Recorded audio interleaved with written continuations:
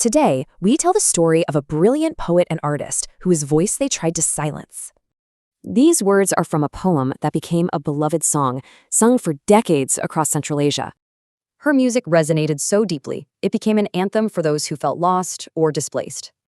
But the tragic story of the woman who wrote these words was almost completely erased from history. So who exactly was she? Well, her story begins with just a flash of pure genius. Get this, at just 8 years old, Malike was already a published poet. She wrote a riddle so clever, it actually stumped adults for 2 whole years. Then, at age 10, she took a tough entrance exam with adults, scoring an incredible 98. Her talent was just undeniable. As a young teen, she captivated audiences with her presence. But, beneath that graceful artist was a fiery spirit from a famous warrior ancestor. I mean, this says it all. She wasn't just an artist, she was completely fearless. And then in 1966, the Cultural Revolution swept through. Malike was one of the first targets. Suddenly, these baseless accusations appeared on posters. Her art was declared a crime. She was then subjected to this brutal public shaming, all designed to just break her spirit. Let's look at this timeline, which shows the systematic destruction of her life over 4 years. During interrogations, she bravely defended her grandfather, a famous Uyghur leader. She would not betray her heritage. Her death was violent. She was just buried in a dirty bag, no investigation at all. So the regime tried to completely erase her. But the question is, did they succeed? Absolutely not. Her voice lived on right here, in her art, a powerful, unsilenced echo. And here's the thing. The very art they tried to destroy became a symbol of resilience. Her story echoes a tragedy her people have known for centuries, captured in ancient inscriptions. Malike's legacy reminds us that art can survive the most brutal oppression. A story is never truly over. Today, we're diving into the life of Malike Ziyawudun. She was a brilliant Uyghur poet, an incredible artist, and a captivating performer. And her story? Well, it's one of pure genius, incredible courage, and a voice that, even in the face of absolute tragedy, just refused to be silenced. So, let's get into it. Our story here doesn't start at the beginning with her birth. It starts with these words, Alas, Malike. This title frames her entire life through this lens of just enduring grief, a sorrow that's really embodied by the one person who never, ever forgot her. Her mother. Imagine this. Every single Friday, a mother makes a pilgrimage. It's this quiet, heartbreaking ritual that's gone on for years and years, a testament to a loss that time just can't seem to heal. And it really forces you to ask, right? Who was this daughter who inspired such unwavering devotion? To really understand Malike, we have to start right here, at this place of remembrance. We have to look closely at this ritual of love and sorrow. It's in the small details that you really see the depth of this loss. She brings grain for the birds, and she whispers that it's for her daughter. She waters the flowers on the grave, and her own tears mix with the water she pours. Every single one of these acts is like this quiet declaration that Malike is still here, still so deeply loved.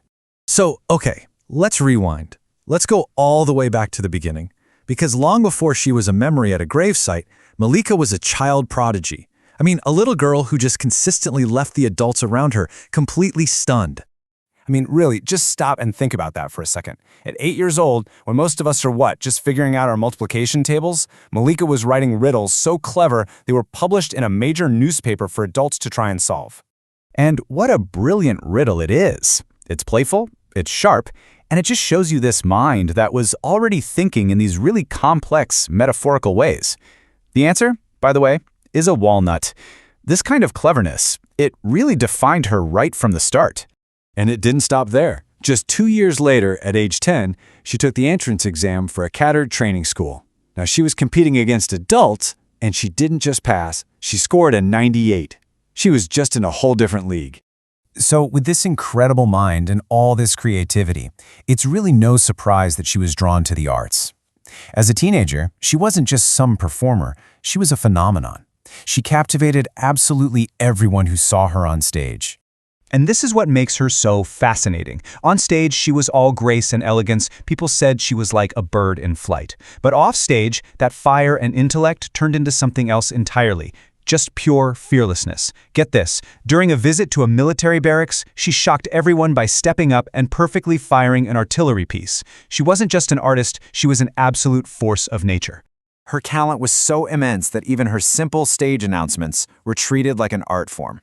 Her friend and colleague, Seni Eslemen, remembered that Malike's delivery was so perfect, so captivating, that she would get thunderous applause all on its own, just for an announcement.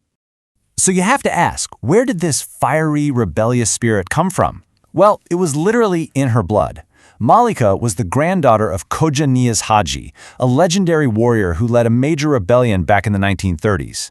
This lineage was a source of huge pride, but, as we'll see, it would also become a fatal liability.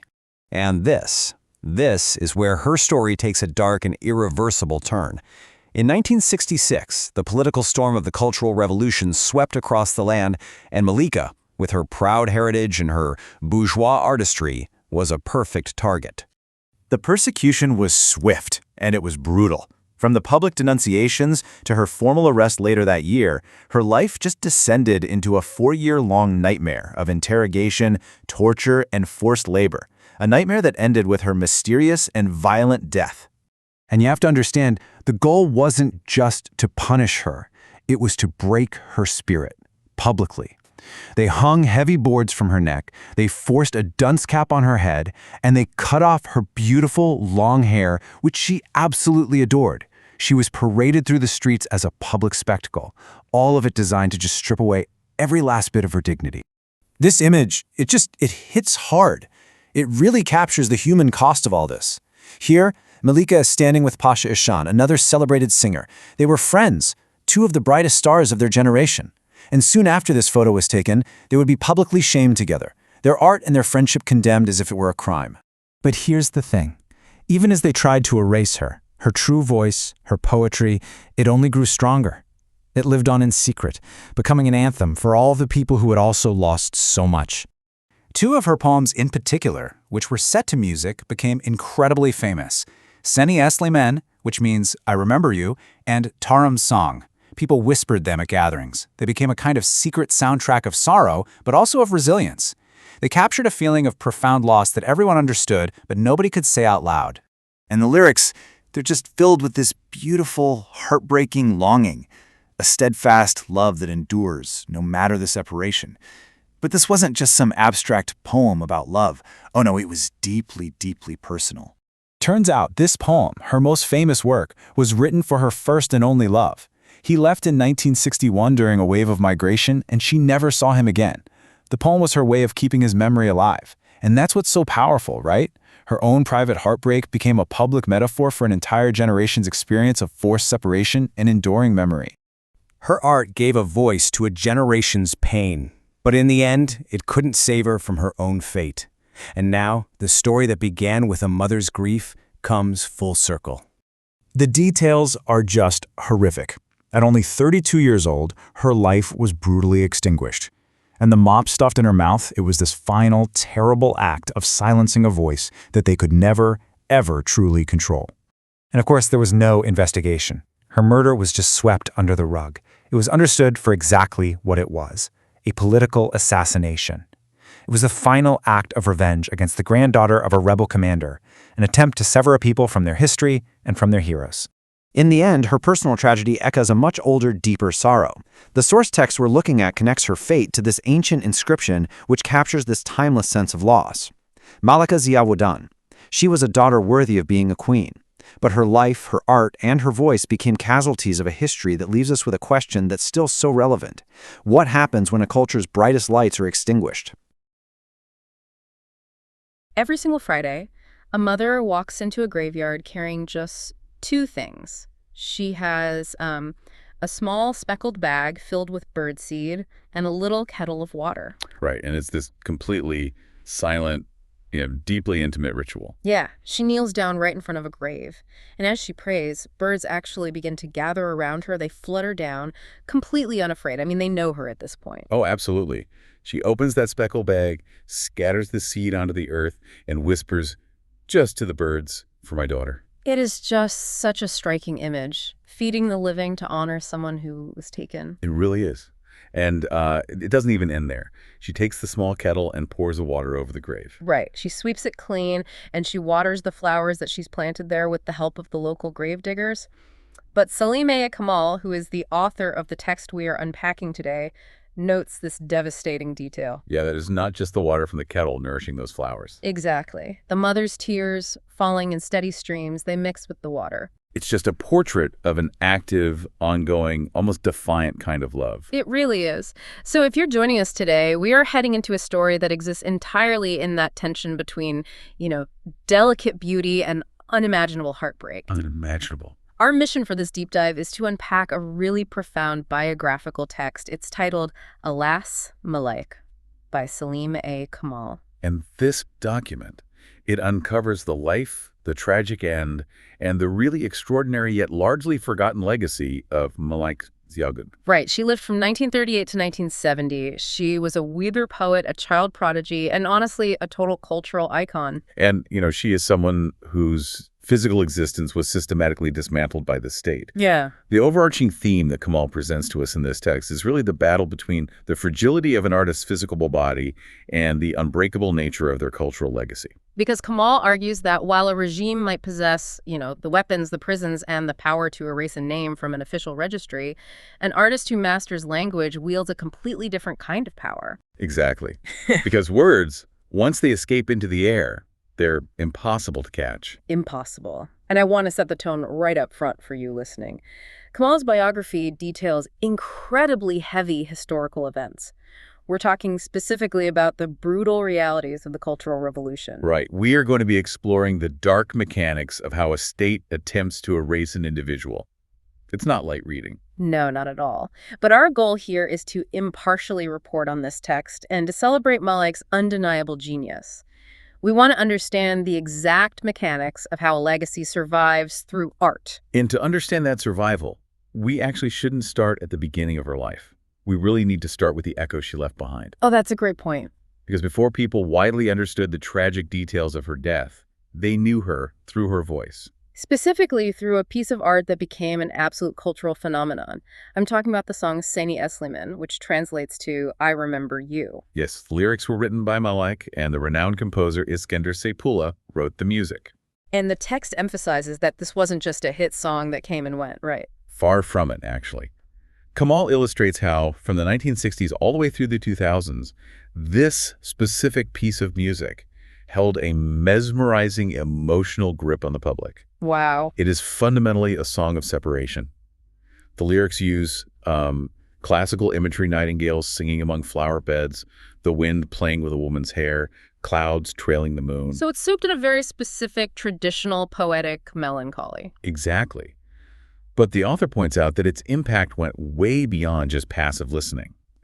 At gatherings, Seni Eslemen would spontaneously turn into these massive, weeping choral sing-alongs. The entire crowd would know every single syllable. But why? I mean, obviously a song about a broken heart is universally relatable. Sure. But Kamal suggests there was a much heavier historical backdrop that turned this beautiful lyric into an actual anthem, right? Yeah, Kamal really contextualizes the release and popularity of this song against the harsh political reality of the late 1960s. Right. We're talking specifically about the years 1968 and 1969. Right, okay. During this period, the text notes the state initiated a massive forced migration policy.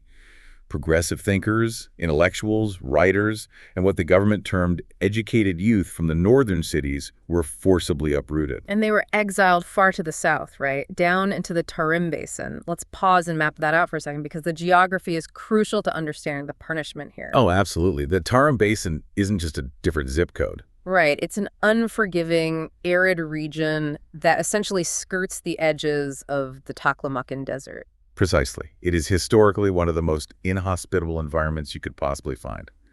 Kamal describes it as severely impoverished. Communication with the outside world was nearly impossible, right? Yeah, and transportation was practically non-existent. And the author explicitly argues this exile wasn't just an administrative accident. Kamal frames it as a high-pressure calculated policy. Designed to essentially strip the urban masses of their cultural and intellectual leaders. So the logic, according to the text, is that if you take anyone who can articulate a dissenting thought, the writers, the artists, the philosophers, and banish them to a desert wasteland, the people left behind in the cities are suddenly voiceless. They are left without a leader, as the source specifically puts it. Man, that is bleak. It is, and this is exactly where Malike's art shifts from beautiful poetry to an actual mechanism of survival. Because alongside Seni Eslemen, Kamal highlights another masterwork Malike wrote during this era. Right, titled Tarim Song. Yes. Tarim Song is fascinating because it tackles the physical reality of the exile head-on. The source details what these educated youths were actually doing down there. They weren't just sitting in the desert, right? No, they were subjected to 10 hours of backbreaking manual labor every single day. Wait, 10 hours? Imagine being an academic or a poet or a student, completely stripped of your identity, your home, your comfort, and reduced to a sheer instrument of manual labor in extreme heat. The psychological devastation of that is profound. Yeah. The state is essentially telling you that your mind is worthless and only your physical exhaustion matters. Right. But Kamal notes that Tarim Song functioned as a psychological lifeline for them. It almost reminds me of how a compressed file works on a computer. Oh, how so? Well, the state treated Uyghur culture like a physical building they could just bulldoze. But Malike created a song, and, you can't bulldoze a frequency. That is a perfect analogy. Once that melody was in the heads of those exiled youths, it acted like a compressed file of their shared humanity. They could unpack it anywhere, just by singing it. Exactly. She provided a shared emotional vocabulary. By singing Tarim Song, they were quietly affirming to one another that they were still human beings. Right. With a culture, a history, and a voice, she basically articulated their endurance. She did. And the text points out something incredible about the staying power of these works. These songs aren't just locked in a museum exhibit about the 1960s. They have a massive modern legacy. Kamal notes that Seni Eslemen is still performed at international festivals today, right? Yes, it has traveled far beyond the borders of the Taklamakan Desert. The author mentions performances by the renowned soprano Dilber Yunus in places like Finland and Germany. Wow, so it has literally echoed through European concert halls. It has, and it's even crossed musical genres. Contemporary artists with international reach like Berhat Kalik have adapted her lyrics into rock versions. Think about that trajectory for a second. A young woman writes a poem in the 1960s, it survives forced labor camps, and decades later, it's being belted out over electric guitars. It totally proves Kamal's central thesis. The emotional core of Malike's work, the longing, the resilience, it transcends the specific historical moment. You can exile the artist, but you simply cannot exile the art. Exactly. So, what kind of mind is capable of engineering a piece of art that resilient? Kamal's biography takes us all the way back to her childhood in a town called Chugachak to answer that. Yeah, and we quickly learned that Malike wasn't just talented. She possessed an almost intimidating level of early genius. The signs of her intellectual independence were evident when she was just a small child, right? Oh, definitely. Kamal shares a very specific, deeply charming anecdote from when Malike was only 8 years old. Picture this little 8-year-old girl. She climbs onto her father Ziyawudun's lap. She reaches into her little bag, pulls out a neatly folded copy of the Xinjiang daily newspaper, and proudly shows him that she is a published author. At 8? Right. She had written a riddle, mailed it to the daily paper, and they actually printed it. The riddle, as translated in Kamal's text, reads, "The owner created a box, fit a camel's foot inside. Whoever guesses this, send the answer to the newspaper." Her father reads this, and he is obviously delighted, but he's also totally stumped. So he asks her, okay, so what's the answer? What kind of box fits a camel's foot? And her response is just brilliant. She flat out refuses to tell him. She looks at her father and says, "You're an adult, figure it out yourself." Which is such a revealing detail. It demonstrates that at 8 years old, she didn't view adults as these unquestionable authorities who held all the answers. Right. She viewed them as peers she could challenge. She possessed a profound sense of intellectual playfulness. And the punchline to this whole story, the text notes it took 2 entire years for someone to finally figure it out and publish the correct answer in the newspaper. 2 years for an adult to solve an 8-year-old's riddle. And the answer she came up with was a walnut. A walnut. If you crack open a walnut, the wrinkled, textured inside perfectly mirrors the leathery, padded bottom of a camel's foot. It's an incredibly observant, almost poetic piece of imagery for a child to construct. Seriously. But she didn't just stay in the realm of clever riddles. Kamal details how, by the time she was 10 years old, in the 3rd grade, she was navigating highly formal academic spaces meant for adults. Yes, the biography highlights a specific event where she sat for an entrance exam at the Xinjiang University Red Building. But this wasn't for middle school, right? No, it was for the cadre training school. Let's unpack what cadre training actually meant in that era, because the text implies this was a very serious space. It was. In the context of the late 1940s and early 1950s, a cadre training school was an administrative program designed to educate and formalize the next generation of civil servants, political organizers, and community leaders. Wow, okay. So the curriculum would have been deeply rooted in governance, policy, and critical analysis. So you have a 10-year-old girl sitting at a desk in a room full of full-grown adults and older youths competing for a spot in a leadership training program. Exactly. And the text says she doesn't just pass. She finishes early, hands in her exam, and walks out. And her final score was a 98. A 98. And Kamal emphasizes that it wasn't merely the high score that shocked the administrators. It was her response to a specific 50-point essay question. Right. The text notes that this particular question could not be answered through simple rote memorization. It required complex critical thinking and independent analysis. Her answer was so sophisticated that the teachers actually sought out her parents to find out how this was even possible. They basically asked, what on earth is your daughter reading at home? Yeah, and her parents' answer sheds light on a home environment that prioritized relentless curiosity. They explained that she read the daily paper religiously. She took meticulous notes. But the most striking detail was what happened after the house went quiet. After her parents went to sleep, this 10-year-old would stay up deep into the night reading dense adult literature. Kamal specifically notes she was reading a novel titled Quailer, which translates to slaves. Which is really heavy material. Incredibly heavy. And we have to place this in its proper historical context. In the late 1940s, female literacy rates were low. Right. And access to complex sociopolitical adult literature for a young girl was exceptionally rare. So for a 10-year-old to be independently seeking out books about systemic oppression, dissecting them in the dark, and then applying that analytical framework to outscore adults on a cadre exam. It paints a picture of a mind that was hungrily consuming the complexities of the adult world long before she was an adult herself. And that insatiable curiosity didn't just stay quietly in the classroom either.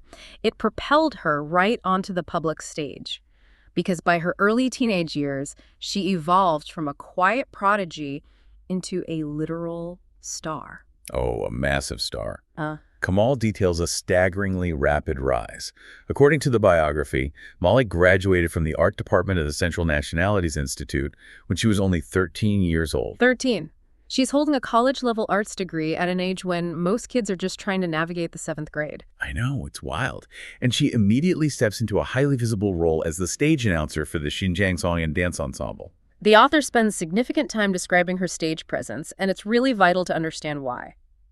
Yeah, Kamal writes that she didn't just walk onto the stage, she seemed to fly onto it like a bird. She had perfect posture, a warm smile, and a voice that the author describes as beautiful with immaculate pronunciation.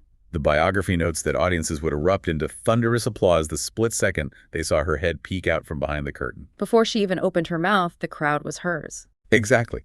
Her friend, Tersine Yunus, is quoted in the text saying that Malike's announcing style made historical waves around 1957. And we really need to understand the mechanics of the stage announcer in this specific cultural context. It wasn't just a matter of reading the next act off a card. Right, not at all.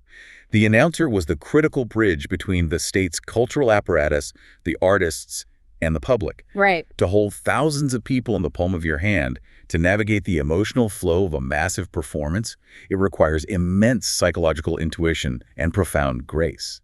She elevated the role into an art form of its own. So, hearing all of this, you are probably picturing a very specific type of person, a delicate poet, a graceful stage announcer who glides like a bird, a child prodigy who stays up late reading. You picture someone inherently fragile. Exactly. But Kamal's text flips this assumption completely on its head with a story from 1959. Yeah, it's the incident with the cannon in Fujian. It completely recontextualizes her character. So, Malike is on a consolation tour with the ensemble.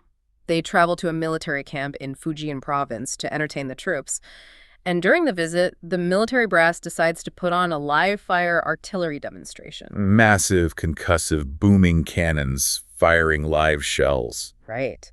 Kamal writes that as the artillery opened fire, the other performers reacted exactly as you would expect. They were terrified. Of course, they covered their ears, shrank back, and cowered from the overwhelming noise and physical shock waves of the weapons. But Malike doesn't flinch. She isn't covering her ears. The text says she is absolutely fascinated. She stands there, intensely studying the mechanical movements of the soldiers operating the gun. And then this delicate 21-year-old poet asks the soldiers if she can try. And it isn't just a symbolic gesture where she pulls a string from a distance either. No. Kamal notes that she steps up to the artillery piece, unhesitatingly loads 2 live shells into the weapon herself, and fires the cannon. The soldiers were absolutely floored. Where does a stage announcer learn to expertly handle heavy artillery without a single drop of fear? It's like watching a seasoned symphony conductor step up and perfectly calibrate a jet engine. It just doesn't compute. Right, but Kamal uses this exact moment to explain the deeper mechanics of Malike's spirit, tracing it directly back to her bloodline. The author reveals that this fearlessness in the face of explosive power was actually inherited. Malike was the granddaughter of Khurjaniaz Haji. Who is also known in historical records as Khurjaniaz Palkan. And this is a massive historical figure, right? Monumental. Khurjaniaz Haji was the commander of the 1930 Hami uprising. Okay, wow. Yeah, he led thousands of Uyghur troops in a massive combative rebellion against Chiang Kai, a brutal militaristic ruler who functioned as a colonizer in the region. Right. Khurjaniaz was a fierce, legendary warrior who fought relentlessly for liberation. So Kamal is explicitly arguing that the blood of a seasoned battlefield commander literally flowed in the veins of this graceful poet? Yes. When she heard the cannons firing in Fujian, it didn't terrify her. It resonated with something buried deep in her DNA. She possessed the sensitive soul of an artist, but she was fortified by the unbreakable spine of a rebel commander. It is such a profound dichotomy. The same hands that could write lyrics delicate enough to make a whole generation weep could also load a live artillery shell without trembling. And Kamal posits that this exact combination of radical empathy and unyielding strength is what defines every major decision she makes for the rest of her life. Absolutely. And that radical empathy is really showcased in how she engaged with literature. She didn't just write. She was devoted to the craft on a spiritual level. Kamal lists several of her early prose pieces and lyrics. Titles like Korek Tezarati, which means exhibition impressions, Mexi Sur, meaning secret, and Dosluk Shinij, in honor of friendship. Right, so by the time she was 20, she had a massive body of work. But it's how she prioritized that literary world that Kamal finds most revealing. There is a beautifully rendered scene in the biography from the spring of 1964. Oh, the dance party. Yes. There was a highly glamorous dance party happening, exactly the kind of social event a famous, beautiful young stage star would be expected to attend, to see and be seen. But she doesn't go. She skips the glamour entirely. Instead, she chooses to stay in her home to host 2 much older, deeply revered literary figures. The renowned Uyghur poet Armi Ili, who also went by the pen name Nimshahid, and an esteemed Kazakh Ekian, or traditional bard, named Ismagul. Think about the mechanics of that choice. She actively trades the superficial spotlight for a quiet room filled with dense philosophical conversation. And Kamal details a specific exchange from that evening. They were dissecting the classical poetry of Al-Shernavai. Right, specifically discussing a historical moment when Sultan Hussein Bakar's wife passed away while he was away on a hunting trip. Kamal includes the specific poetic exchange they debated. The question posed in the poetry is, when the rose fades in the shade of the cypress, what must be done? And the answer they discuss is, one must make a coffin of patience and a shroud of roses. It's an incredibly heavy metaphysical discussion about the nature of grief, endurance, and the passage of time. For a 20-year-old to hold her own in that debate with established masters of the craft speaks volumes. It really does. And Kamal notes that these older poets fully recognized her intellectual weight. Yeah, following that evening, Armi Ili actually wrote a poem dedicating it directly to Malike. In it, this elder statesman of poetry refers to her as my guide. My guide. An established master looking at a 20-year-old woman and acknowledging her as his intellectual compass. And the text notes she affectionately called him father.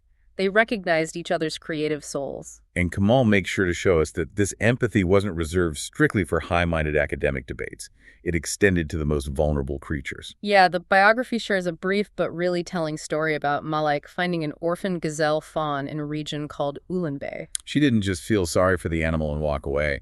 She physically took it in. Kamal writes that she brought the fawn home, cleaned it, fed it, and raised it. The text describes how the gazelle would look at her with tearful eyes, constantly waiting for her. The author uses this to illustrate a heart that was highly porous, a woman who actively took in the suffering of the world around her and tried to soothe it. Which makes the true story behind Seni Eslemen, her most famous song, make so much sense. We talked earlier about how the song moved crowds to tears, but Kamal finally reveals the deeply personal origin of those lyrics. The biography explains that it wasn't just a theoretical poem about abstract melancholy. It was a raw, heartbreakingly personal vow. Right. Kamal reveals it was written for her first and only true love. The text refers to him simply as a young man named A. In 1961, there was a massive wave of migration out of the region. This young man, A, left with his parents, crossing the border into the Soviet Union. Specifically moving to Kazakhstan, right? Yes, he was gone. The borders hardened, and he was physically beyond her reach. Kamal explicitly states that after he left, Malike refused to give her heart to anyone else. Wow. When you listen to the song with that context, the mechanics of the lyrics change entirely. They really do. When she writes about the wind playing with her hair and asking if her love has come, she isn't just writing a pop song, she is literally standing at the border of her own life, keeping a vigil for a ghost. She took her most devastating private pain and engineered it into a public sanctuary. Kamal argues that this is the hallmark of true artistic genius. The ability to channel personal devastation into a piece of art that somehow heals, or at least comforts, tens of thousands of strangers experiencing their own separation. Exactly. But the sanctuary she built with her empathy was about to collide with a political machine that viewed empathy as a threat. And this brings us to the darkest segment of Kamal's text, the arrival of the Cultural Revolution. Kamal describes the Cultural Revolution arriving like a sledgehammer, violently upending every established social norm. The movement specifically targeted the very concepts Malike embodied: classical beauty, intellectual refinement, and historical culture. The biography describes how sudden the fall was. One day, she's the celebrated star of the ensemble, the poet who hosts masters in her living room. The next day, the doors and windows of the ensemble's building are entirely plastered with big character posters. These posters were massive, publicly displayed banners used for mass denunciation. Kamal notes they were filled with fabricated accusations, officially labeling Malike as a bourgeois representative. We really need to explain the twisted logic of the era here. Why would being a poet make you an enemy of the state? Kamal's text illustrates how, within the paranoid and highly utilitarian framework of the Cultural Revolution, having a refined artistic sensibility was viewed as inherently counter-revolutionary. Okay. The state demanded absolute conformity and focus on industrial or agricultural struggle. Writing classical poetry about romantic longing or studying historical texts meant your mind was focused on the individual rather than the collective. Therefore, you were a threat that needed to be neutralized. Exactly. And the text details how they didn't just attack her reputation, they physically targeted her dignity through these highly orchestrated public humiliations. They went after her beauty. Kamal specifically notes that her beautiful long hair, which she used to meticulously comb before stepping onto the stage, was violently hacked off. This was part of the campaign against the four-olds. Explain the four-olds because it sounds abstract, but it was incredibly physical. Kamal's text contextualizes the four-olds as a sweeping, violent psychological campaign initiated by the Red Guards. The ideology dictated that to build a new, pure communist society, you had to physically eradicate the remnants of the past. Old customs, old culture, old habits, and old ideas. Exactly. So within this framework, a classical Uyghur hairstyle wasn't just a personal fashion choice. To the Red Guards, it was a literal weapon of the old world. Cutting it off was a display of dominance over her cultural identity. The psychological cruelty is just staggering. They forced her to parade through the streets of Urumqi. Kamal details the horrific physical toll. They hung a heavy, solid wooden board around her neck, attached by a wire that actively cut into her flesh as she walked. And they forced her to wear a tall paper hat, right, which was a standard tool for public shaming, designed to strip away any remaining shred of human dignity. But Kamal includes a specific anecdote from these street parades that is perhaps the most revealing moment of Malike's entire life. It involves another performer, Pasha Ishan. This story completely floored me. Pasha Ishan wasn't just a colleague. Kamal notes she was an absolute legend. She was widely known as the Uyghur Nightingale. She had even won a silver medal at the 1950 Warsaw International Art Festival. She was a master of her craft and an idol to Malike. And Kamal describes how Malike, suffering from the wire cutting into her own neck, is forced to march alongside her idol. The text details the specific humiliations inflicted on Pasha. The Red Guards had hacked off her hair as well, but then they tied dirty, colorful rags to the remaining clumps, specifically to make her look like a demon. They handed this world-class, internationally recognized singer a broken basin and a stick, forcing her to hit it while shouting, "I am the demon Pasha. I sang yellow songs." Yellow songs being the state's derogatory label for anything deemed romantic, traditional, or insufficiently focused on the revolution. They were forcing a master to publicly degrade her own life's work. And here's the crucial observation Kamal makes. The biography explicitly notes that throughout all of her own brutal treatment, the hacking of her hair, the heavy board, the wire digging into her neck, Malike had not shed a single tear. She bore her own suffering with absolute stoicism. But when she witnessed Pasha Ishan being degraded, when she saw her idol forced to mock her own art, Kamal writes that Malike completely broke. Right there in the street, she threw her arms around Pasha and began to sob uncontrollably. Which proves Kamal's point about who she really was. Yeah. Physical pain couldn't break her. Personal humiliation couldn't break her. But witnessing the desecration of art and watching the state strip the dignity from an elder she revered, that shattered her. Her empathy simply overrode her instinct for self-preservation. She wept for the culture, not for herself.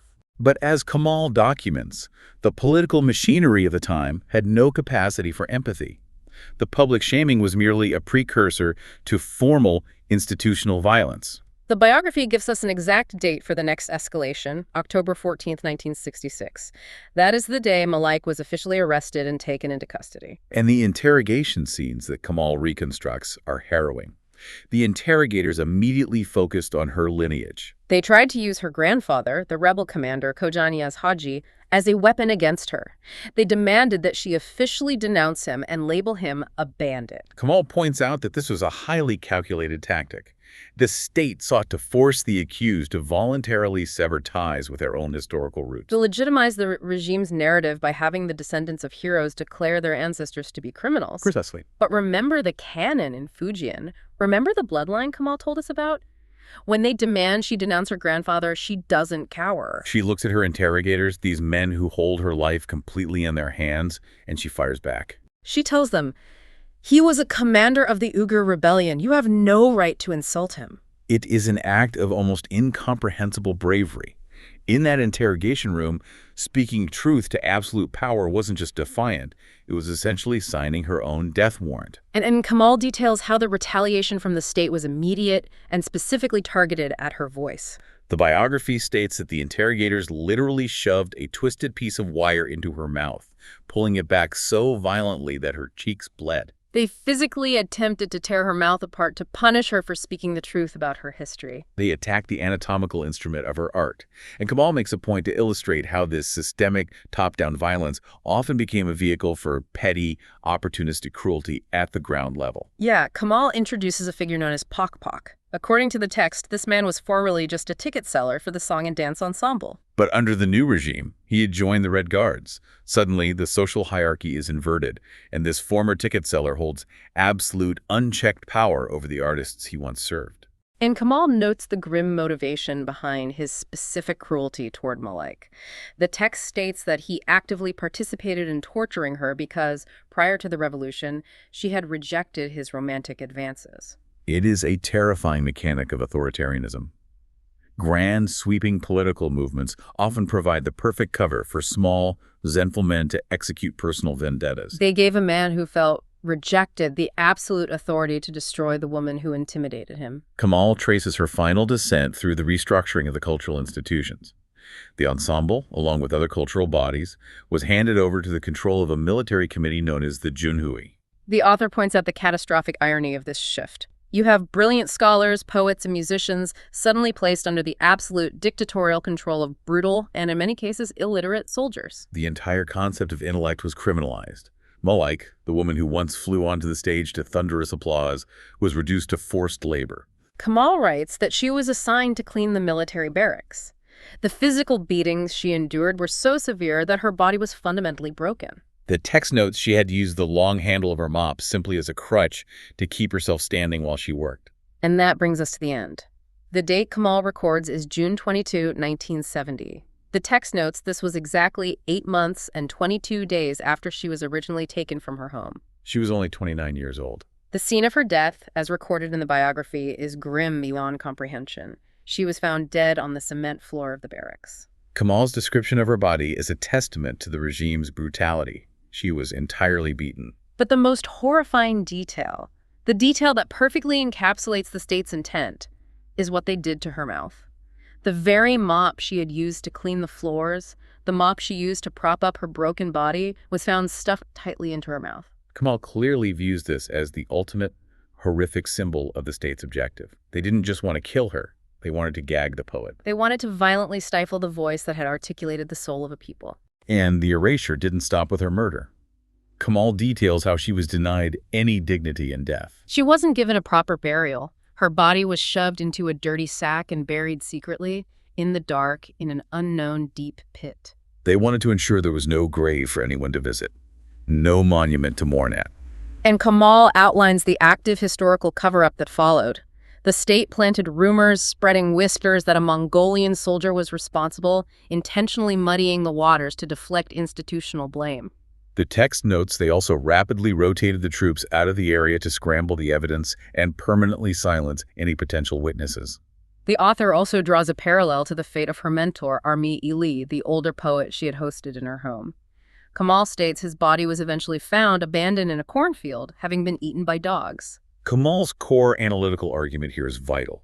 The author insists that we cannot view these deaths as random tragedies, or merely as the chaotic, accidental excesses of an out-of-control mob. Right. The text explicitly frames this as a highly calculated, systematic political assassination. It was a targeted institutional effort to exact revenge on the descendants of historical rebels and to violently amputate the cultural leadership of the Uyghur people. They hunted the poets because people who can think independently and people who can write songs that make massive crowds weep in unison are inherently dangerous to a regime that requires absolute, unquestioning obedience. Which leads us to Kamal's final, lingering reflection in the text. To articulate the profound injustice of this era, the author draws a sharp contrast. Kamal contrasts the deaths of soldiers who die on a battlefield, fighting an armed enemy face-to-face, with the deaths of brilliant artists like Malike and Armia Ili. Artists who were tortured to death in dark rooms by cowards who feared poetry. Kamal frames it not just as a tragedy, but as a catastrophic squandering of human potential. To truly capture that sense of inverted reality, the author reaches back into antiquity, quoting the Kultiden runestones. For context, the Kultiden runestones are ancient 8th century Turkic inscriptions. They are massive stone monuments of memory, carved to preserve the history of a people. And the specific line Kamal pulls from these ancient stones is devastating. Our sons who should have been lords became slaves. Our daughters who should have been queens became servants. Kamal uses this ancient quote to perfectly summarize the era, a world violently turned upside down, where the absolute brightest lights of a generation were forced into the dirt by those who were terrified of elimination. And that brings us to the end of the text and the end of our deep dive today. But I want to leave you, listening to this, with a thought about the mechanics of legacy. It's an important thought. Kamal's biography sets up a profound dichotomy. Look at the sheer, crushing weight of the physical power the state used against Malike. They broke her bones. They hacked off her hair. They literally stuffed a mock into her mouth, threw her into a sack, and erased her physical grave from the face of the earth so she could never be found. But as Kamal's text ultimately proves, they fundamentally failed. It fails entirely. Because they misunderstood how culture works. They thought they could bury a legacy in a pit. But her words, Seni Eslemen and Tarim song, they escaped that cement basement. They vibrated through the blistering air of the Tarim Basin to keep a generation of exiles human. They travel across international borders. Today, right now, her lyrics are vibrating through modern speakers, being sung by international sopranos and rock bands. Giving people hope decades after the men who tortured her have turned to absolute dust. Kamal's text leaves us with the ultimate question of historical power. When the dust settles, who actually controls the future? The regime that controls the fragile physical body, or the artist who permanently alters the cultural soul? A government can issue an edict, it can swing a club, but a song is completely invisible. It lives in the breath, in the shared memory, in the collective heartbeat of a people. Which makes you wonder about the graveyards of history. How many other masterworks, how many other Tarim songs were buried in unmarked pits? And more importantly, what is the modern equivalent of Seni Eslemen being written right now, in secret, that will inevitably outlast the governments of today? That is the enduring power of the word. It brings us right back to the mother in that very first image Kamal paints for us. Every Friday, the speckled bag of birdseed, the kettle of water, the tears watering the earth. The state mobilized its entire apparatus to ensure Malike Ziyawudun had no monument. But Kamal shows us that every time a bird sings where her mother scattered seeds, and every time a massive crowd raises their voices to sing Seni Eslemen, the monument is rebuilt, and it is infinitely louder and significantly stronger than stone. This material is a profoundly moving biographical tribute to Malike Ziyawudun, a brilliant Uyghur poet, stage presenter, and artist whose vibrant life was brutally cut short during the Cultural Revolution. The raw emotional power here is staggering, so we are jumping straight into maximizing that devastating impact. Reordering the narrative timeline can significantly amplify the emotional resonance of Malike's tragic fate. I mean, I want to challenge that right out of the gate, actually. Looking at the current draft, the author uses a highly nonlinear structure, right? Which is pretty standard for modern memoirs. Yeah, it definitely is. We start with the mother feeding birds at her grave, which is this beautiful, haunting image. Then we jump to her songs giving hope to exiled youth in the 60s and 70s. Then back to her childhood, then forward to her stage career. Doesn't that, chronological weaving provide a layered context that you lose with the straight line? It provides context, sure, but the weakness is that it comes at a massive cost to the reader's emotional momentum. The narrative currently jumps back and forth so much that it inadvertently blunts the forward motion of her story. Oh, I see. Like it takes the tension out of it. Exactly. Think about the psychology of reading a tragedy. If the reader is constantly being pulled out of her ascending trajectory to look at the aftermath, like her legacy in the 70s or her grave, the ultimate blow of the Cultural Revolution is severely softened. Right. So by reminding the reader of the tragedy before they fully experience her triumph, we're basically deflating the tension. Yeah, it dilutes the shocking contrast between her absolute peak and her sudden downfall. The suggestion here is to restructure the body of the essay to build a continuous, rising trajectory of her life before dropping the sudden, crushing weight of the Cultural Revolution. So creating that stark juxtaposition will make the tragedy feel even more visceral. Exactly. It's like a musical composition. If you play the triumphant high notes and the tragic low notes at the exact same time, they just cancel each other out. They just turn into noise. Right. But if you let the crescendo peak before suddenly cutting to a dissonance, it leaves the audience breathless. Wow, yeah, that makes total sense. So let's workshop how that actually plays out on the page. Because restructuring a whole life is, a heavy lift. It is. We don't want to lose that opening scene with the mother at the grave, do we? That establishes the tone so perfectly. No, you absolutely keep that haunting opening to establish the tone. It acts as a prologue. But the moment that scene ends, you transition to a strictly chronological buildup. Got it. So you start with the brilliant 8-year-old girl publishing riddles in the Xinjiang Daily. You build the momentum immediately into the 10-year-old scoring a 98 on an exam meant for adults. Oh, right. And then she just blossoms into her glorious stage presence. Exactly. You spend dedicated time showing her, creating the iconic songs I Will Remember You and Tarim Basin. You establish her absolute peak as a beacon of hope and culture. And then bam. Yes. Then introduce the Cultural Revolution abruptly. The reader should feel the exact whiplash of moving directly from her receiving thunderous applause on stage to being paraded through the streets with a wire around her neck. That whiplash is going to be so powerful. And I think that flows perfectly into our next point about thematic framing. Because getting the timeline straight actually exposes a secondary issue. It does.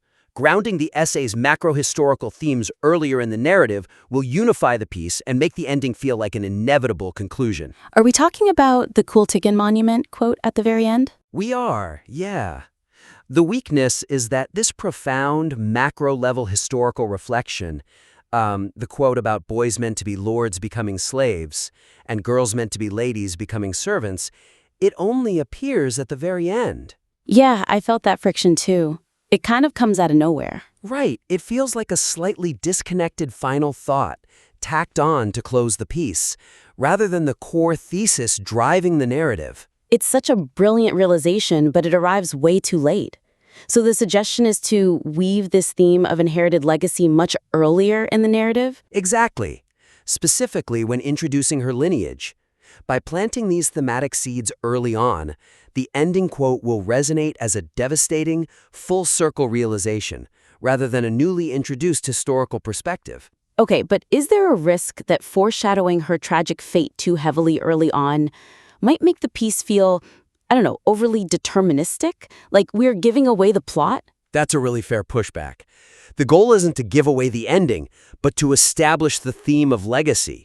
It creates a tight causal link. So what's a concrete example of how we do that, without being heavy-handed? Well, when describing her as the granddaughter of the famous military commander Kojinyez Hajim, you could insert a brief framing sentence. Just a subtle nod to her inherited warrior blood? Exactly. Subtly note how this inherited courage would be both the source of her fearless brilliance and the exact pretext her tormentors would later use to destroy her. Oh, I see. We could do that with the artillery scene, too. Yes, perfect example. Like when showing her firing the artillery shells fearlessly at age 16, we subtly foreshadow that this inherited courage was actually a deeply dangerous trait in an era that demanded submission. Precisely. This way, when the reader reaches the Kultigan quote at the end, they immediately connect it back to her grandfather's lost rebellion and her own destroyed potential. That creates such a tight underlying tension. And honestly, building that subtle dread naturally forces us to reevaluate how the author handles the climax of her story. It does, which brings us to the pacing. Calibrating the pacing during the scenes of persecution will ensure the reader fully absorbs the weight of the injustice without becoming emotionally numb. Because right now, the author has done an incredibly thorough job documenting the historical record, but it's overwhelming. It is. The weakness here is the relentless, rapid-fire sequence of the delivery.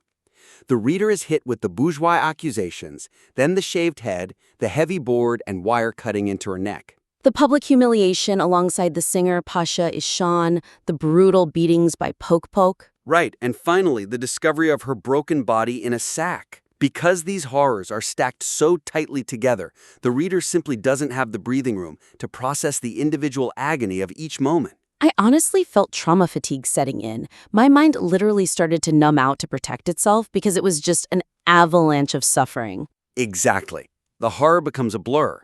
So the suggestion is to deliberately slow down the narrative during the persecution scenes by using the technique of juxtaposition. Contrast the immediate physical brutality she is enduring with specific callbacks to her past art and grace. Yes. You force the reader to confront exactly what is being destroyed. For example, when describing the heavy wooden board and wire hung around her neck, deliberately contrast it with the earlier image of her perfect posture. Oh, like reminding them of her elegant shoulders from when she used to glide onto the stage to announce a performance. Exactly. The physical contrast makes the cruelty agonizingly specific. What about the scene where her beautiful hair is chopped off and tied with rags to look like a demon alongside Pasha Ishan? Again, stop the timeline. Pause to reflect on how these were the exact same voices and faces in the crowd that once moved to tears of joy when she performed. Wow, yeah. You juxtapose the adoring audience of her past with the cheering mob of her present. And when describing her final days forced to mop floors for the soldiers. You juxtapose her silent state with the lyrics of her song, I Will Remember You. The devastating irony that her recorded voice was likely keeping others hopeful at that exact moment. By tethering her past beauty to her present suffering, the cruelty isn't just a list of bad events. It becomes a targeted assassination of art itself. I could not have said it better. It perfectly aligns with the author's overall goal of honoring Malik's unbreakable spirit. It really does. So to quickly recap our three main takeaways for this critique. First, restructure the timeline chronologically to maximize the tragic contrast. Second, seed the theme of intergenerational tragedy early on. So the Kultigen ending has maximum impact. And finally, calibrate the pacing of the brutality scenes by juxtaposing her torture with her former artistic grace. Taking a step back, these adjustments are purely structural and editorial, right? The raw material and the author's deep connection to the subject are already phenomenal. They absolutely are phenomenal. We invite the listener to implement these high-level edits and submit their revised work back to the critique for further exploration. Welcome to the debate. When we think of historical erasure, we usually picture, a quiet redaction. Right, like a name crossed out in a dusty registry or something. Exactly. A photograph airbrushed, a file locked away. It feels very sterile, clean even. But when you examine the historical record of Malike Ziyawudun, that illusion of bureaucratic erasure just vanishes completely. Yeah, it becomes staggeringly visceral. Right. So today, our discourse centers on this brilliant Uyghur poet, dancer, and intellectual whose life was brutally cut short during the Cultural Revolution. She wasn't just erased, she was systematically dismantled. And the historical events of her life present us with a really profound question about, the underlying mechanics of authoritarian persecution. Was Malike destroyed primarily as an act of historical political revenge because of her bloodline, specifically as a descendant of a famous rebel commander? Or was she targeted fundamentally because her contemporary intellectualism and artistic creations posed this active, ongoing threat to ideological conformity? I represent the position that her inescapable political lineage was the primary driver of her persecution. Authoritarian regimes possess incredibly long paranoid memories, and she was essentially marked for destruction from birth. And I will contend that her destruction was rooted in the regime's sheer terror of her immense cultural and intellectual influence over the public. A totalitarian state's deepest fear isn't an echo of the past, It is a vibrant, independent mind operating in the present. Let me lay out the mechanics of my perspective first, because we have to understand the specific historical trauma this state was carrying. Malike's fate was fundamentally sealed by her ancestry, which the regime explicitly viewed as a contagion. A contagion. That's a strong word. But it's accurate, right? We have to look at who she was on paper. She was the granddaughter of Kojaniya's Haji. Right, the commander who led the 1930 rebellion. Exactly. He marched his forces all the way to Kashgar and threw the colonial ruler Sheng Shikai into an absolute panic. That rebellion wasn't just a skirmish. It was a massive existential rupture in the colonial structure. Yeah, it was a huge deal. So flash forward to when Malike was formally arrested. October 14, 1966. What was the very first question they asked her in that interrogation room? Well, they didn't ask about her art, did they? No, they didn't ask about her poetry or her dancing. They demanded that she denounce her grandfather as a bandit. Wow. And when she refused, when she looked her interrogators in the eye and said they had no basis to insult him, the response was horrific. Intimate physical violence. Yeah, the details of that are hard to even read. They shoved twisted wire into her mouth until her jaws bled. This wasn't about silencing a poet. The mechanics of this violence reveal a targeted physical erasure of a political nobility. It was the state punishing the grandfather through the flesh of the granddaughter. I hear that, but I approach this from an entirely different angle. I certainly don't deny the brutality of that interrogation room, but the premise that ancestry was the primary driver kind of misreads how systemic ideological control actually functions. How so? Well, ancestry was merely the pretext. It was the convenient tool the interrogators used in the dark. If we want to understand the actual mechanism behind her destruction, like why the state expended so much social energy on her, we really have to look at the public campaign. Okay, but the public campaign was just the outward-facing part of it. But the public spectacle proves the state was terrified of her intellectual power, not just her grandfather's ghost. Look at her trajectory. At 8 years old, she publishes a clever riddle in the Xinjiang Daily. Right, she was a prodigy. Exactly. At age 10, she walks into an exam meant for adult cadres in training, and she scores a 98 out of 100.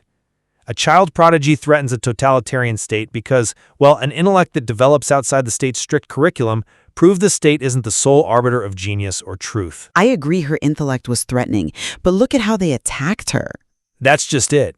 Crucially, during her public shaming in 1966, they didn't parade her around with a sign labeling her a traitor's descendant. What did the sign say again? They forced her to wear a heavy wooden placard reading, "Representative of the Bourgeoisie." They hacked off her beautiful stage-styled hair as part of the Four Olds campaign. They explicitly attacked her poetry as poisonous.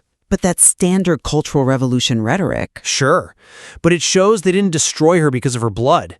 They destroyed her because she was an independent cultural icon capable of moving thousands of people with a single verse. You can call the public shaming the primary mechanism, but I think closed-door interrogation tactics reveal a regime's true paranoia. You think the private actions speak louder than the public ones? Absolutely. When the doors are closed and there is no public audience to propagandize, what do the interrogators obsess over? The bloodline. I just reject the premise that the public spectacle overrides the private obsession. But why separate them? Because the violence was specific. Why the twisted wire? Why target the mouth specifically? To silence the artist, I would argue. No, it was because she used her voice to defend her political lineage. The state's obsession in that room wasn't extracting a confession about a bourgeois poem. It was extracting submission from the genetic continuation of Kojaniyaj Hajim. I see your point, but You don't shove twisted wire into a poet's mouth just because she wrote a riddle, right? You do it because you need the descendant of a rebellion to bow, and she completely refused.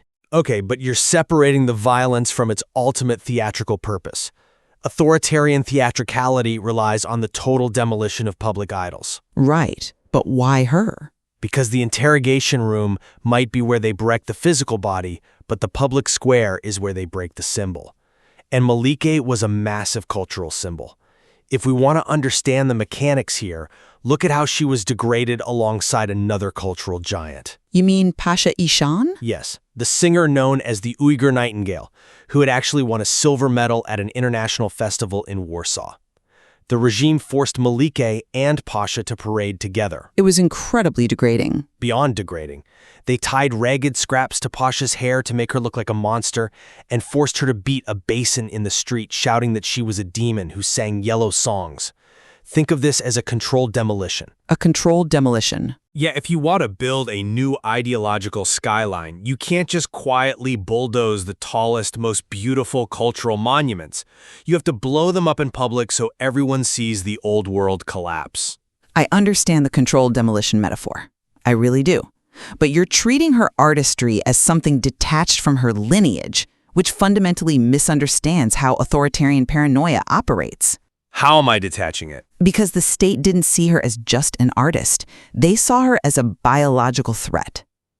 Let's examine the mechanics of her psychological resilience, which the historical record ties directly to her bloodline. Okay, what's your example? Take 1959. She visits an artillery camp in Fujian with a performance troupe. When the cannons fire, the sheer concussive shock causes the other artists to shrink back and cover their ears. Right, a normal human reaction to artillery fire. Exactly. But Malike steps forward. She calmly operates the heavy machinery and fires 2 artillery shells herself, leaving the soldiers completely stunned. It's a striking image. And eyewitness accounts and historical retrospectives explicitly contextualize this lack of fear. They attribute it to the blood of the commander pulsing in her veins, the warrior character inherited from her ancestors. That's a very romantic framing. But it's how she was viewed. Her defiance, her absolute lack of fear in the face of explosive power was innate. The state targeted her because you cannot re-educate genetics. You can burn books, you can ban poems, but you cannot brainwash a pulse. I mean, I see the romantic appeal of that framing, the inherited warrior spirit that naturally resists shock. But reducing her bravery to genetics completely diminishes her intellectual agency. I don't think it diminishes it. It's the foundation of it. But her truest resilience wasn't an instinctual biological reflex. It was a conscious, highly cultivated intellectual choice. It wasn't just blood, it was brain. How so? Explain the mechanism of that intellectual choice, because firing an artillery shell while others cower seems pretty instinctual to me. Let's look at how she actually built her psychological fortress. In the spring of 1964, she is a young, beautiful dancer at the absolute height of her popularity. Right. There is a grand dance party happening at her performance troupe, the exact place you'd expect a young star to be. What does she do? She skips it, doesn't she? She skips it. Instead, she chooses to host a private, quiet gathering with the revered poet Armiye Eli, known as Nimshahad, and the famous Kazakh poet Ismagul. They spend the entire evening discussing classical literature. So she was studying. She sits there deeply contemplating a poem by the 15th century poet Ali Shir Navai about a king's grief over his dead wife. She is actively, deliberately cultivating her mind. She is anchoring herself in centuries of literary tradition.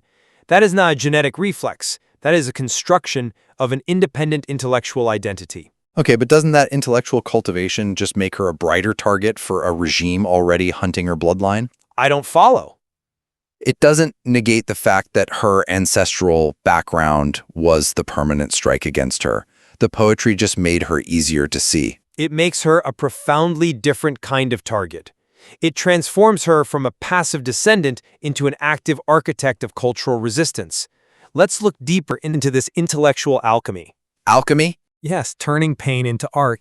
In 1961, she suffers a profound personal heartbreak. Her first love leaves for the Soviet Union during the mass exodus. Right, a very common tragedy at the time. But she doesn't just suffer in silence. She metabolizes that personal devastation into art, writing the lyrics for Seni Eslemen, which translates to I Remember You. That song becomes a massive hit. It did, yeah. It perfectly articulates an entire generation's feelings of separation, loss, and loyalty. Her defiance in the face of state oppression was the intellectual capacity to turn suffering into a shared cultural language. I see what you're saying. The regime couldn't tolerate her because she possessed the tools to articulate the public's pain. That is a learned, cultivated power. She wasn't dangerous because of who her grandfather was. She was dangerous because she could write a lyric that made 1 million people feel exactly the same emotion at exactly the same time. That capacity to articulate public pain is a vital part of her story. And, I don't deny her brilliance. But that intellectual alchemy you're talking about, turning suffering into art, is exactly what makes authoritarian retaliation so unimaginably physical and primal. Physical and primal? Yes. When they can't break the mind, they destroy the vessel. And the specific way they destroyed her vessel points entirely back to my premise of dynastic revenge. You're talking about her death. Look at the absolute tragic end of her life. On June 22nd, 1970, at just 29 years old, she is killed. The details are harrowing. They are. Her battered body is stuffed into a sack. They force the mop she used for forced labor into her mouth, and then she is buried deep under cement. The visceral cruelty of that image is just devastating. It is. And we really must analyze the specific psychology behind those actions. The mop in the mouth and the burial under cement isn't standard execution protocol. No, it's highly symbolic. Exactly.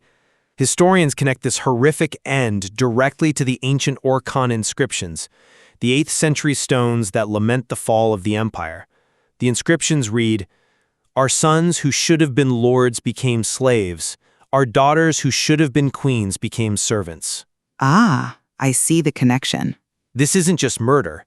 This is the ritualistic fulfillment of ancient dynastic subjugation. The state is consciously acting out that ancient prophecy. By making her a servant with a mop? The mop forced into her mouth is the literal physical silencing of the elite voice. The cement is the undeniable weight of the new state crushing the old nobility. Her death is framed historically as the ultimate subjugation of a conquered political lineage. It's a chilling interpretation. The state wanted to ensure that the granddaughter of the commander didn't just die, but was relegated to the status of a disgraced servant, buried where she could never become a martyr. They were burying the royal bloodline. Well, the state certainly intended for that cement to be the final word. They genuinely believed that by physically degrading her, by turning a quote-unquote queen into a servant with a mop, they could complete that dynastic subjugation. Right. But if their goal was to erase the lineage, to crush the symbol, they fundamentally failed. And they failed precisely because of the mechanism of her intellectual power. Let's look at what actually survived that cement. Okay. Let's talk about the Tarim song. You're referring to the anthem adopted by the exiled youth in the labor camps. Exactly. During the late 1960s, the state closed the schools.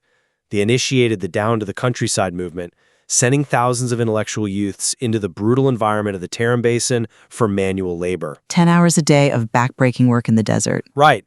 The state's goal was to strip intellectuals of their status and exhaust them into ideological submission. But when schools close, how does a culture survive? Through decentralized, institutional memory. And the song was a part of that. What gave those youths hope? The Tarim song. The lyrics were written by Malike Ziyawudun. They were singing her words as they suffered. Her intellect provided the psychological sustenance for an entire generation of exiles. It's a powerful legacy. A song is essentially a virus that an authoritarian state cannot cure. You can confiscate a book, but you cannot confiscate a melody humming in the minds of thousands of laborers. That's true. The historical record shows that this song didn't die in the Tarim Basin. It is still performed internationally today, at festivals in Finland, in Germany, even sung in rock styles by contemporary artists. So the argument is that the physical burial was irrelevant because the art had already escaped the state's containment. Precisely. They could bury the descendant of Hoja's Hajim under a slab of concrete, but they couldn't bury the poet. Her intellectual contributions escaped the grave. I see. If she were merely a political descendant, her memory might have faded into a historical footnote, just a tragic casualty of a paranoid regime.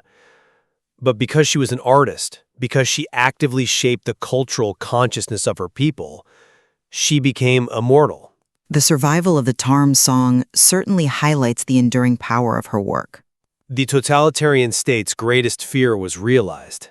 They physically dismantled the woman, but her independent mind is still singing to them decades later. They controlled the concrete, but she controlled the culture. And that proves that the state's control was ultimately incomplete.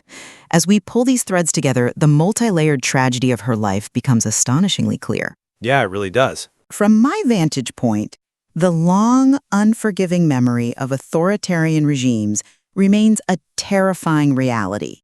Malike's fate illustrates how historical lineage, the literal blood of past rebellions, can mark individuals for inescapable, brutal persecution. It's a dark reality. The state looked at a young dancer and saw the ghosts of the 1930 rebellion. They acted with preemptive, absolute brutality, using twisted wire and cement to ensure that the bloodline of Hojaniya's Hajim could never challenge their authority again. The state's paranoia was deeply rooted in the past. And from my perspective, while the state certainly used the past as a weapon, a regime's deepest fear is, and always has been, an independent mind in the present. Right. Melike was targeted because her poetry, her sheer cultural presence, and her intellect gave the public a source of strength that the state simply could not regulate. They couldn't control it. Exactly. They didn't just want to kill a descendant. They needed to perform a controlled demolition of a mirror in which the public saw its own beauty, intelligence, and resilience. What emerges from this discourse, I think, is that both of these elements, her unyielding ancestral pride and her soaring artistic brilliance, were ultimately inseparable in life. They were deeply intertwined. She couldn't decouple her lineage from her art any more than the state could. Together, they created a uniquely powerful figure that absolute authoritarianism simply could not tolerate. It was the combination of who she was born to be and who she chose to become. I completely agree. And it reinforces the profound value of examining the historical record. Absolutely. By analyzing her life so meticulously, from the childhood riddles all the way to those final harrowing moments, we perform our own act of defiance against that cement. Well said. We preserve the memory of historical tragedies, not just as dates and names, but as complex human realities. It asks us to deeply consider the true mechanics of persecution and the incredible cost of holding on to one's intellectual and cultural identity in the face of overwhelming power. It demands that we look beyond the bureaucratic redactions. Malike's story reminds us that while regimes may use horrific violence to bury those they deem a threat, attempting to fulfill ancient prophecies of subjugation with mops and cement, they are never entirely successful. Never entirely. Sometimes, Their voices find a way to seep through the cracks of history, carried on the lips of exiled youth and international singers. It leaves us to wonder, what other songs, buried beneath the concrete of authoritarian history, are simply waiting to be unearthed?